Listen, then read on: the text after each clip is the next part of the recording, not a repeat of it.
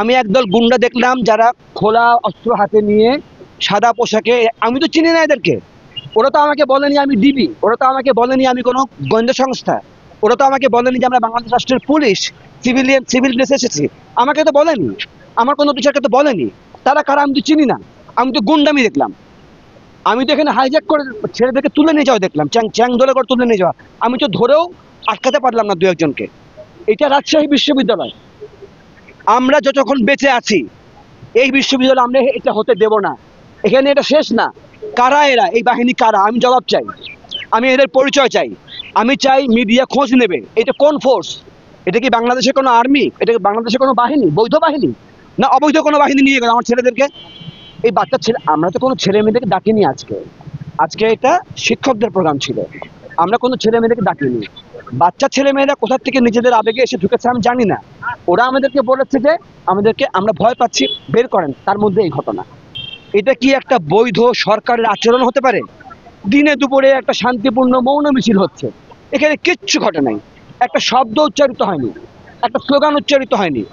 হলেই বা কি, যদি স্লোগান হতো, পিসফুলি প্রতিবাদ করার মিছিল করার অধিকার বাংলাদেশ রাষ্ট্রে আছে। আমরা শান্তিপূর্ণভাবে আমরা আমাদের কর্মসূচি পালন করছি। আমাদের দুই ভাইকে তুলে নেওয়া হয়েছে, তাও আমাদের হাত তোলা হয়েছে। আমরা এই চারটে স্লোগান পর্যন্ত দিই নাই, একটা স্লোগান পর্যন্ত আমরা দিই নাই। আমাদের দুই ভাইকে তুলে নিয়ে গেছে, আমরা আমাদের ভাইদের মুক্তি চাই না। এটা কোনো ভালো দৃষ্টান্ত হলো না। আমরা শান্তিপূর্ণ মিছিল করছি, আপনারা আবার হামলা করেছেন। সে যাই হোক, আপনার কাছে খুবই ক্রিমিনালের কোনো ধরার কোনো রকমের রেকর্ড নাই যে এদেরকে ধরতে হবে।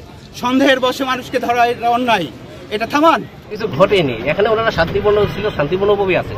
দুই তিনজন বের হয়ে এসে আমাদের পুলিশের সাথে একটা হট্টগোল করছিল, একজনের গায়ে হাত তুলেছিল। তা আমরা সেটার কাছে জাস্ট নিবৃত্ত করার জন্য তাদেরকে বলছি আমরা, ওরা ছাত্রও না, মনে হয়েছে ওরা ছাত্র না, বহিরাগত।